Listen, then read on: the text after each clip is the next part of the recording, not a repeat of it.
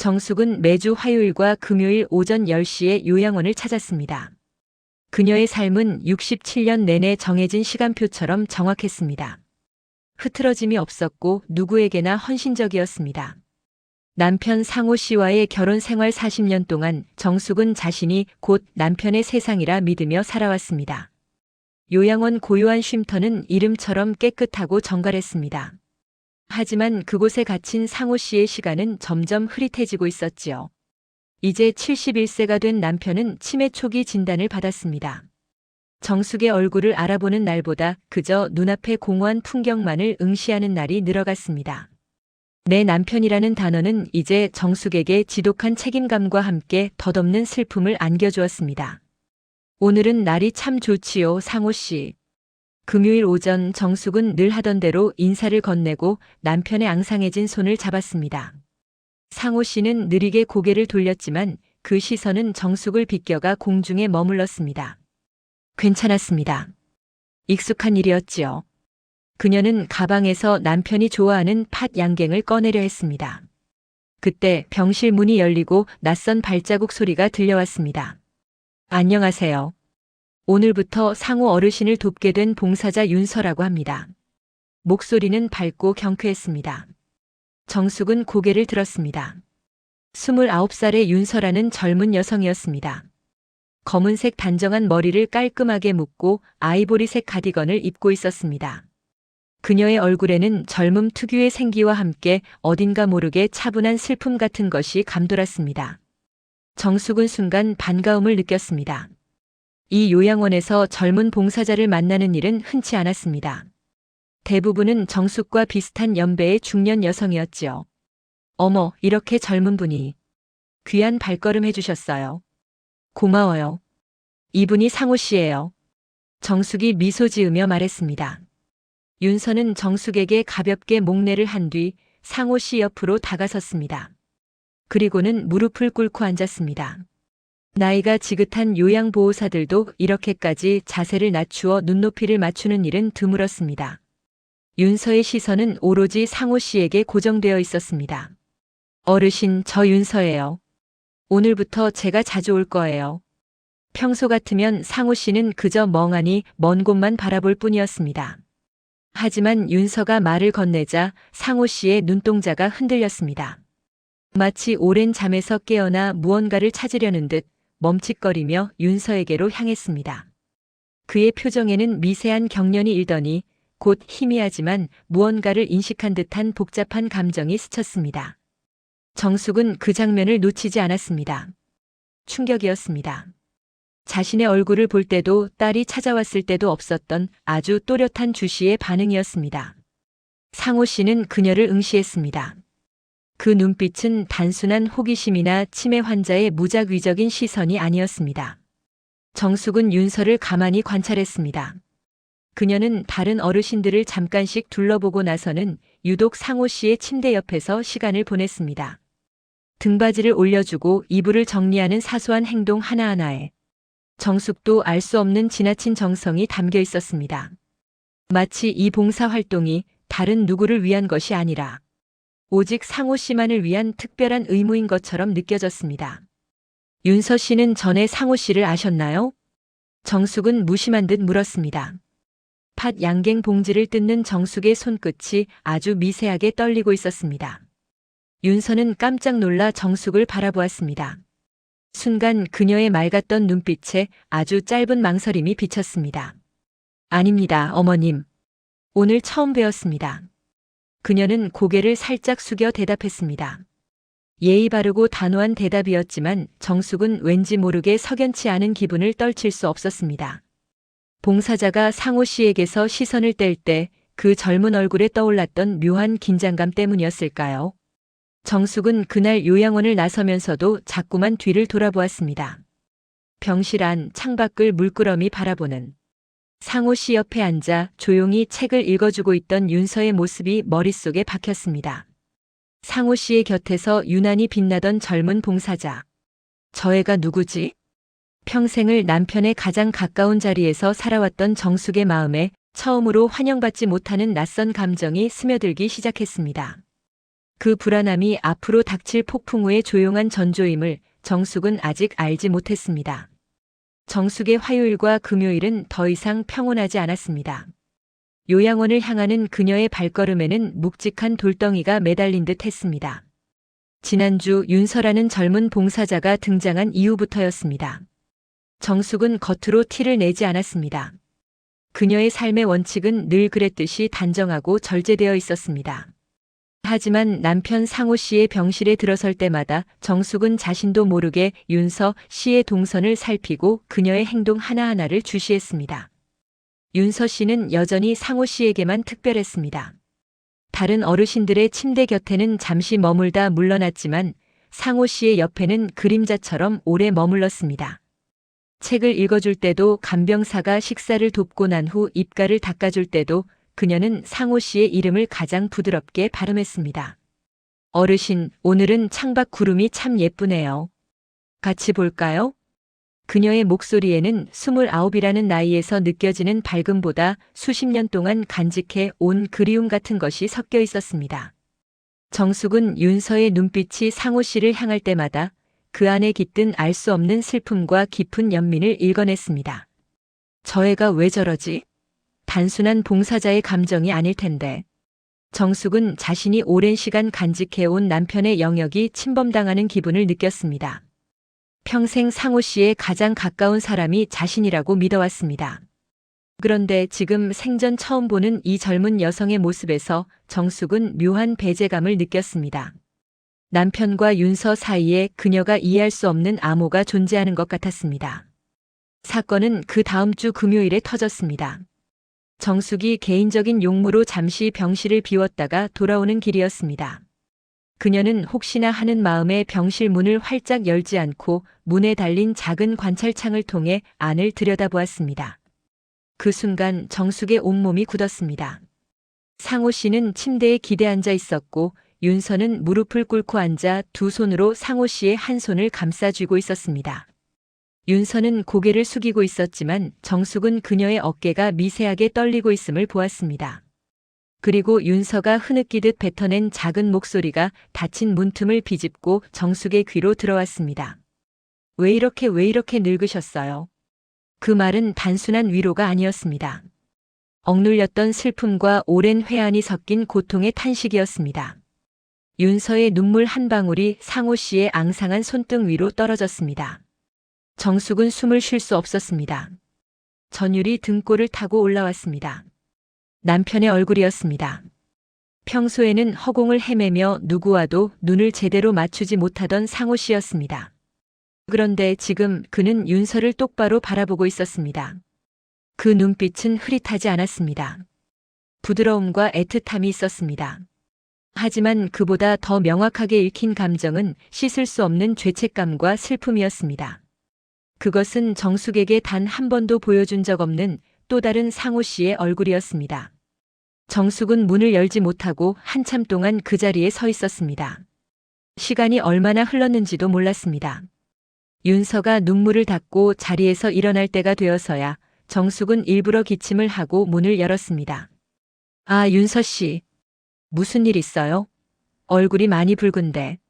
정숙은 최대한 아무렇지 않은 척 온화하게 물었습니다. 그녀의 심장은 폭탄처럼 뛰고 있었지만 평생 지켜온 포커페이스가 그녀를 지켜주었습니다. 윤서는 화들짝 놀라며 뒤로 물러섰습니다. 그녀는 눈가를 훔치더니 필사적으로 당황한 기색을 숨기려 했습니다. 아무것도 아닙니다, 어머님. 그냥 어르신이 오늘따라 좀 안쓰러워 보이셔서요.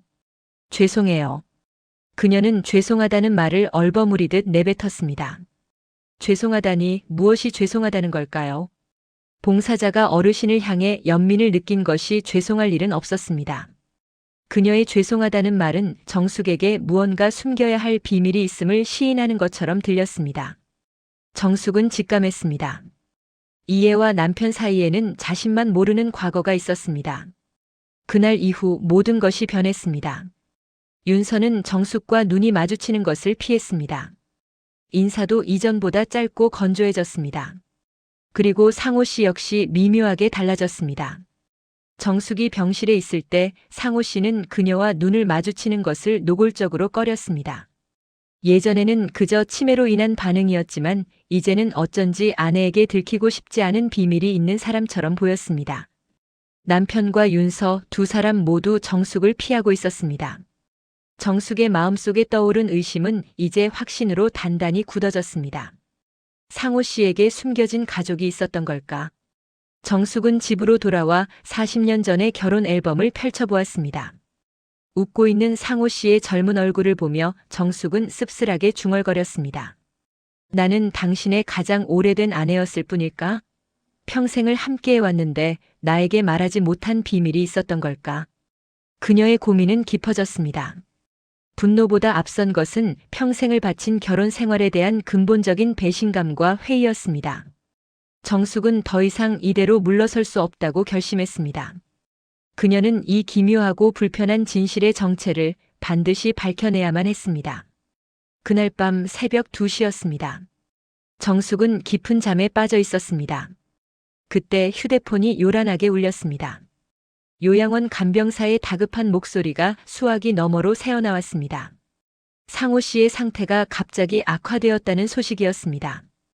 호흡이 불안정하고 맥박이 급격히 떨어지고 있다고 했습니다. 정숙의 심장이 덜컥 내려앉았습니다. 그녀는 40년 결혼 생활 동안 상호 씨의 안위를 최우선으로 여겨왔습니다. 하지만 침대에서 뛰쳐나가는 순간 그녀의 머릿속을 스쳐 지나간 것은 남편의 건강보다 지난 몇 주간의 기묘한 장면들이었습니다. 윤서 씨의 눈물, 상호 씨의 죄책감 어린 시선.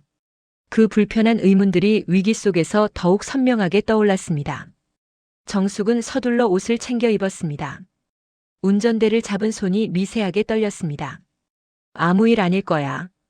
그저 잠깐 상태가 안 좋은 것뿐일 거야. 그녀는 스스로를 다그쳤지만 불안은 쉽사리 가시지 않았습니다. 요양원 복도는 한밤중의 응급 상황으로 인해 낯설고 비현실적으로 느껴졌습니다. 병실 문 앞에 도착했을 때 정숙은 숨을 깊게 들이마셨습니다. 혹시나 하는 마음에 그녀는 조용히 문고리를 돌렸습니다. 병실 안은 어둠 속에서 희미한 비상등 불빛만 감돌고 있었습니다. 그리고 정숙은 다시 한번 그 장면을 보았습니다. 침대 옆 바로 그 젊은 봉사자 윤서 씨가 있었습니다. 상호 씨는 산소 마스크를 쓰고 힘겹게 숨을 쉬고 있었습니다. 윤서는 상호 씨의 앙상한 손을 두 손으로 감싸 쥔 채 고개를 숙이고 있었습니다. 그녀의 어깨가 격렬하게 들썩였습니다. 흐느끼는 소리는 없었지만 그 침묵은 세상의 모든 비명보다 더 크게 정숙의 귓속을 때렸습니다. 윤서 씨 여긴 어떻게?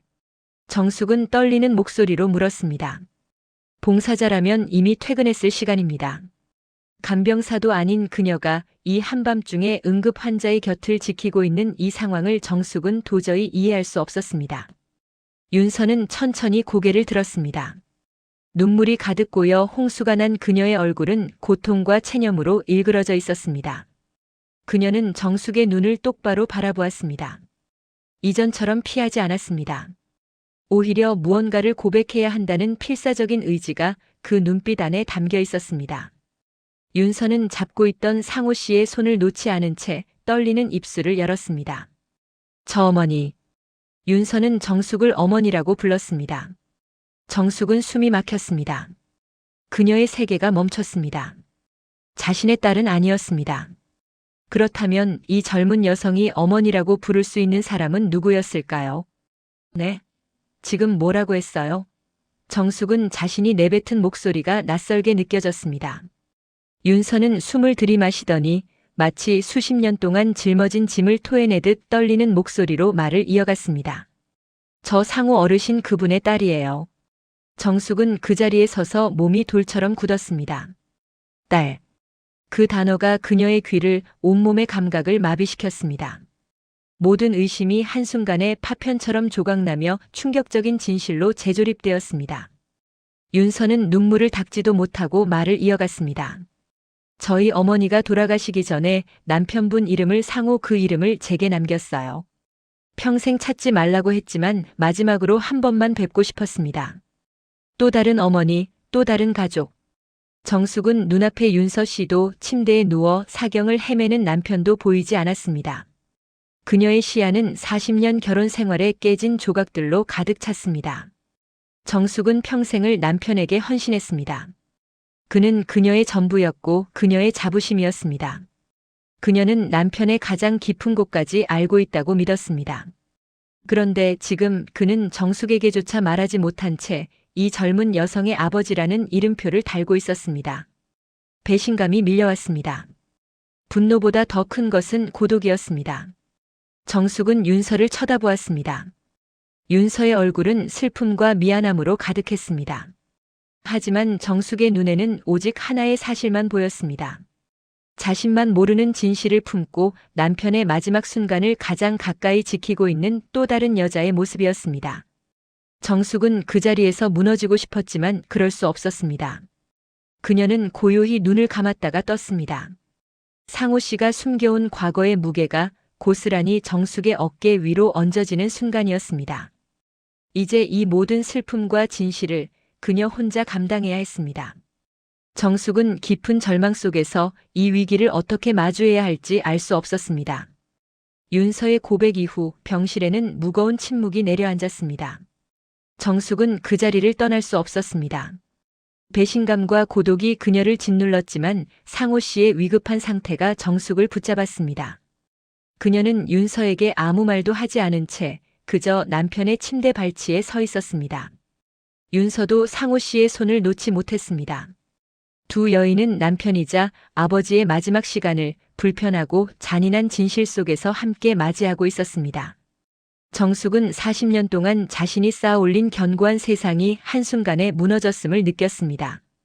그러나 무너진 잔해 속에서 정숙은 분노를 걷어내려 애썼습니다.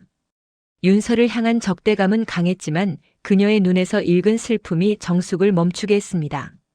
윤서 역시 이 진실의 피해자일 뿐이었습니다. 며칠 동안 상호 씨의 상태는 기복을 보였습니다.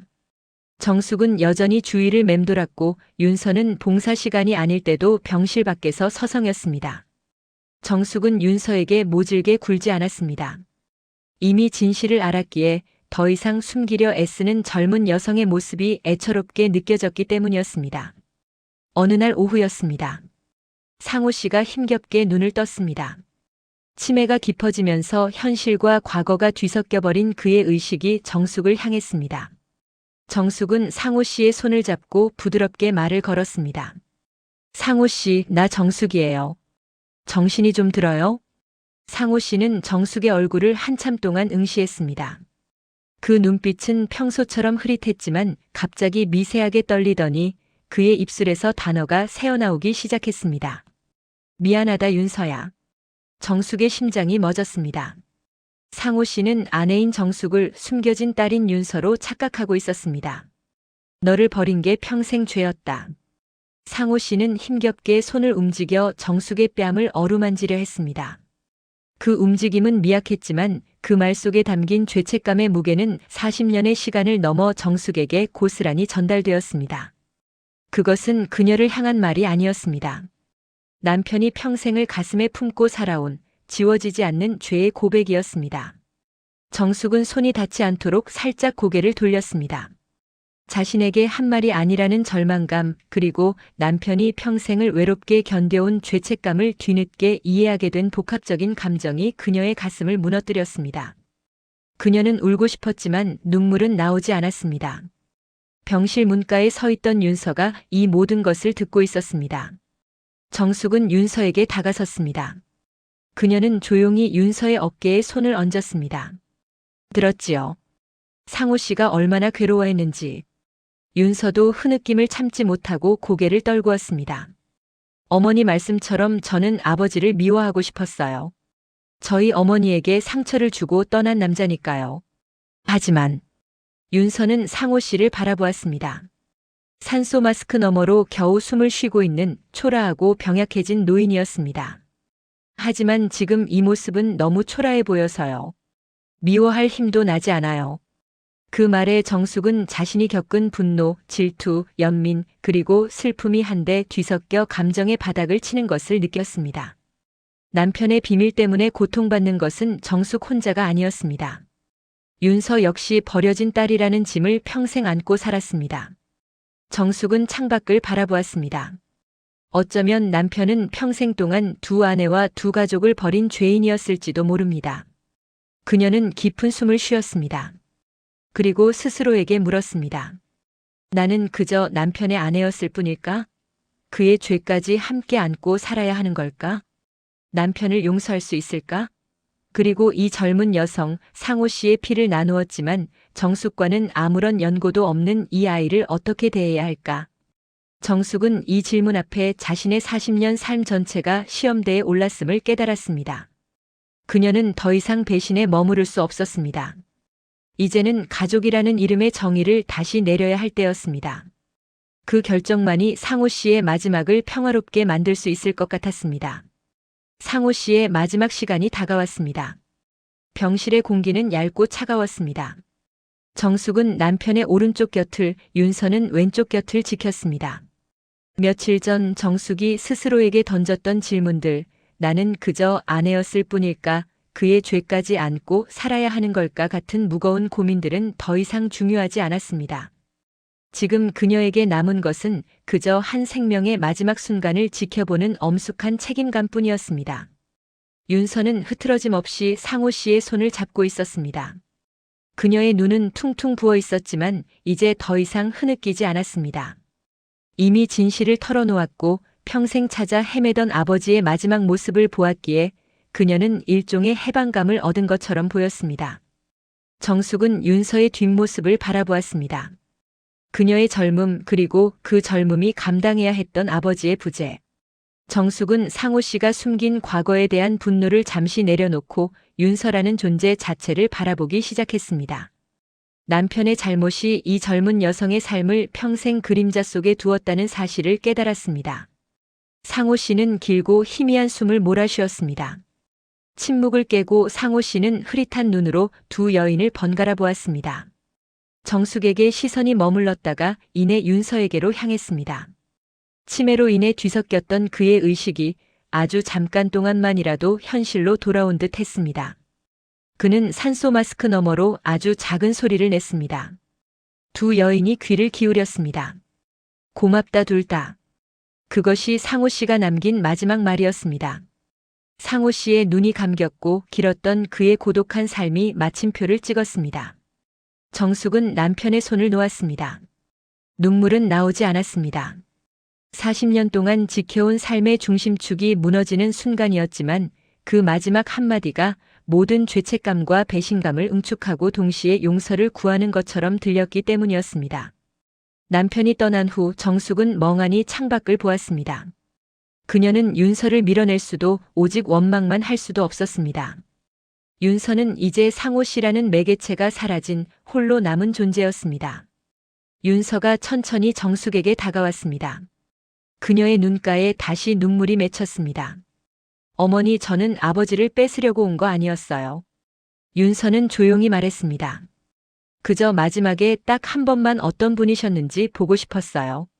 그리고 저를 낳아주신 분이니까 편히 가시기를 바라는 마음뿐이었습니다. 그녀의 말은 진솔했습니다. 정숙은 그제야 윤서가 가진 마음의 짐이 자신만큼이나 무거웠음을 이해했습니다. 윤서는 버려진 과거의 희생자이지 현재의 가정을 파괴하러 온 침입자가 아니었습니다. 정숙은 긴 한숨을 쉬었습니다. 평생 남편의 아내로 살아왔던 정숙은 지금 이 순간 한 여성의 선배로서 그리고 어쩌면 상호 씨의 유일한 유산으로서 윤서를 마주해야 했습니다. 남편의 잘못은 그의 죄다. 하지만 이 젊은 여성의 삶까지 내가 버릴 이유는 없다. 정숙은 마지막 선택의 순간 가슴 깊이 깨달았습니다. 용서는 타인을 위한 것이 아니라 결국 자신을 해방시키는 일이었습니다. 이 모든 진실을 안고 혼자 고독하게 살아갈 이유가 이제는 사라졌습니다. 정숙은 윤서의 손을 잡았습니다. 따뜻하고 단단한 악수였습니다. 그래요, 당신도 상호 씨의 피죠. 정숙은 목소리가 갈라지는 것을 애써 누르며 말했습니다. 이제 그 아이 혼자 두지 맙시다. 상호 씨가 평생 짊어진 죄책감의 짐, 우리가 나눠지고 가야겠어요. 윤서는 흐느끼며 정숙의 손을 놓지 않았습니다. 그 순간 두 사람은 남편의 외도라는 고통스러운 진실을 넘어 서로에게 필요한 존재가 되었습니다. 40년 동안 정숙이 지켰던 가족의 울타리는 부서졌지만 그 자리에 피와 용서로 엮인 새로운 관계가 조용히 피어났습니다. 무거운 진실을 품은 채 아내와 숨겨진 딸은 서로 다른 상처를 안고 상호 씨의 마지막을 함께 지나보냈습니다. 이야기는 죄와 용서의 경계에서 가족이란 무엇인가를 묻는 쓸쓸하고도 깊은 여운을 남기며 끝이 났습니다. 그들이 함께 걸어갈 앞으로의 시간은 남편이 남긴 회한의 무게만큼이나 묵직하면서도 뜻밖의 용서로 인해 따뜻한 희망으로 가득할 것입니다.